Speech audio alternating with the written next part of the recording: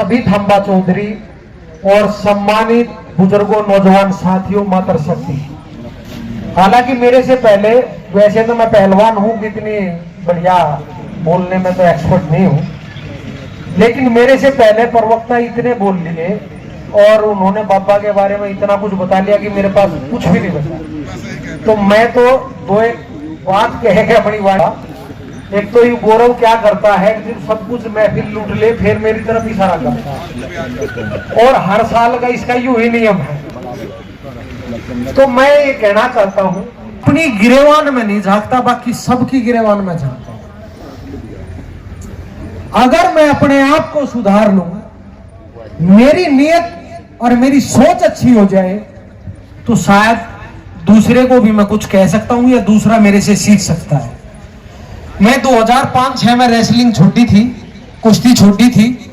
उसके बाद मैं समाज में आना जाना शुरू किया, तो मैंने एक नियम बनाया कि भाई मैं अपने बच्चों का या घर में चाचा के बच्चे या भाइयों के बच्चे, उनका जन्मदिन वैसा ना मना के जो भी पैसा इकट्ठा होगा मैं बादाम बांटने शुरू किए। मेरी गाड़ी में हर वक्त 10-15 किलो बादाम मेरी डिग्गी में रहते हैं। कोई बच्चा रोड पे दौड़ता मिलता है या कहीं दंड बैठक में मारता मिलता है, तो मैं उनको देता हूं। और मेरी सोच ये थी कि शायद हो सकता है मुझे देखकर जो नेता खर्च करे चुनाव में, शायद उनमें भी यह प्रेरणा लेकर वे इसी क्षेत्र में आ जाए, जिससे हमारा जो नौजवान है, यूथ है, वो शायद नशे की तरफ न जाए। मैं 2007-08 से ये कहना शुरू करा था, आज से 40 साल पहले जब भी कोई नेशनल होता था किसी भी गेम का, पंजाब का हर गेम का खिलाड़ी चैंपियन बनता था। लेकिन वहां की सरकार ने, वहां के जो मौजूदा लोग थे, समाज के जो बड़े पैरोकार थे, उन्होंने ध्यान नहीं दिया। पूरा पंजाब नशे की गत में चला गया और आज 25वें नंबर पे भी नंबर लिया। और आज पश्चिम उत्तर प्रदेश नशे के ढेर पर बैठा हुआ है। मैं ढाका साहब को दिल की गहराइयों से बधाई देता हूं। और ऐसा आज के समय में कम मां जमती है अब जो इतना मजबूत सीना रखता हो, अब जिसने इस आग को हवा दी। मैं उन्होंने 2-3 प्रोग्राम कर लिए, मैं उसमें शामिल नहीं हो पाया, लेकिन मैं प्राउड फील कर रहा हूं। अब एक आदमी तो है, राजनीतिक होता है भी, मेरा भाई जिला पंचायत सदस्य है बड़ा, और मैंने ये कहा था अगर मेरा भाई एक बूंद दारू की या नशे की देता मिलेगा तो खड़ा होगा FIR दर्ज कराऊंगा। मेरे भाई को 200 बार हार जाए मेरा भाई, लेकिन नशा नहीं। अगर मेरा भाई बांटेगा तो बादाम बांटेगा, अगर उसकी औकात है तो वो सेब, संतरे या काजू पिस्ते बांट ले। और चुनाव की बता रहा हूं, विधायक का चुनाव हो, सांसदी का चुनाव हो और जितने निचले चुनाव हो, कोई दूध का धुआं नहीं बचा। चुनाव के टाइम ये तय किया जाता है किस गांव में कौन कौन दारू पीने वाले लोग हैं, जब वोट हासिल करनी होती है। और अभी कई मेरे भाई ने कहा कि सरकार की जिम्मेदारी नहीं है, तो सरकार की क्या जिम्मेदारी होती है? क्या बिहार में सरकार नहीं है? बिहार में दारूबंद नहीं है?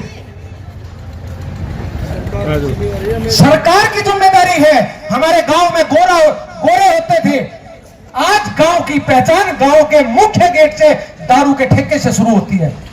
ऐसी बात कर रहे हैं। और ये बहुत बड़ा षड्यंत्र है हमारे देश के खिलाफ। जो मुल्क के बड़े बड़े देश हैं, वे इस देश को गुलाम बनाकर इसको फिर लूटना चाहते हैं। और ये तभी संभव हो सकता है जब हमारा आने वाली जनरेशन बुज़दिल और कमजोर होगी, और वो तभी होगी जब वो नशे का आदी होगा और उसके भीतर ताकत नहीं होगी। हर उस आदमी की जिम्मेदारी है जो समाज को कहीं न कहीं समाज में अपना कुछ न कुछ अपनी पद लिए बैठा है। सबकी जिम्मेदारी है। और अभी भाई ने, ढाका साहब ने एक और बात कही थी, किताबों में बाबा श्यामल का नाम दर्ज होना चाहिए। मैं समर्थन करता हूं और मैं ये भी कहता हूं, मुझे नहीं पता वो उत्तर प्रदेश सरकार कर सकती है या केंद्र सरकार कर सकती है। बसोद गांव को क्रांतिकारी गांव का दर्जा मिला हुआ है और उससे पूरे गांव के बच्चों को और गांव के लोगों को हर चीज में छूट मिलती है। और वो छूट इसलिए अब उस गांव पर सितम हुआ था, उस गांव के लोगों पर सितम हुआ था। और जब बाबा श्यामल ने या क्रांति की ज्वाला जगाई थी तो इस गांव बिजरोल के लोगों को भी बहुत प्रताड़ना और बहुत परेशानी से जूझना पड़ा। तो जो मेरी अपना निवेदन है, जो सत्ता में बैठे हुए लोग हैं, चाहे वो उत्तर प्रदेश में हो चाहे केंद्र में हो, बिजरोल गांव को क्रांतिकारी गांव का दर्जा मिलना चाहिए। और उसके लिए हमसे जो भी प्रयास होगा वो आंदोलन भी जारी रखेंगे, इतना बिजरोल गांव को क्रांतिकारी का दर्जा ना मिले। ये पहचान है, आने वाली पीढ़ी भी गर्व करेगी। अब हमारे पुरखों ने जमीनें खोई, हम बेदखल कर दिए थे, लेकिन उसके बाद भी हम डटे रहे। तो मैं दूसरी बात ये कहता हूं, देखो भाई, राजनीति में आज कौन की सत्ता में, कौन किस कद कौन बिना सत्ता के होगा। एक सब कोई कह रहा था कौन ईमानदार है, कल लगा ईमानदार वही है जिसके हाथ कुछ लग नहीं रहा। नहीं तो राजनीति में मैं भी राजनीति कर रहा हूं, हर आदमी बुगले की तरह दांव में बैठा, इतने नहीं मिल रहा, इतने भाई कुछ और गाऊंगा और जी मिल जाएगा जी कुछ और गाऊंगा। मैं 2011 में मुझे कुलदीप भाई मेरे यशपाल चौधरी साहब के पुत्र उन्होंने निमंत्रण दिया, मैं यहाँ आया। मुझे उससे पहले ये दुर्भाग्य था मेरा कि मुझे बाबा श्यामल के बारे में नहीं पता था। मैं आया, जब मैं देखा यहाँ पे बहुत झाड़ झक्कड़ खड़े थे और ब्रिटिश, मेरे ख्याल में विदेश से 2 लोग आए हुए थे, वे कैमरा मतलब मूवी बना रहे थे, अंग्रेज थे। और पता नहीं उदन जयंती थी या शहादत दिवस था, थोड़ी सी सफाई करके एक पल्ली बिछा गए, हमने किया था। और मुझे देखकर इतनी गिल्टी महसूस हुई, इतनी मतलब शर्मिंदगी महसूस हुई।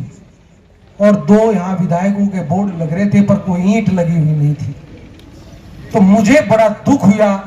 और फिर मैं 1-2 साल पाछे मैंने डीएम से बात करी, सरकार थी और बजट तो 1.25 करोड़ का बना था।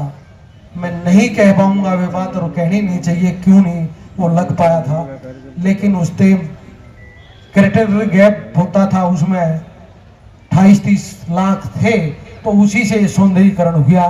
कई लोग कहते हैं कि भाई शोगिंदर भाई का बड़ा योगदान, कोई योगदान नहीं।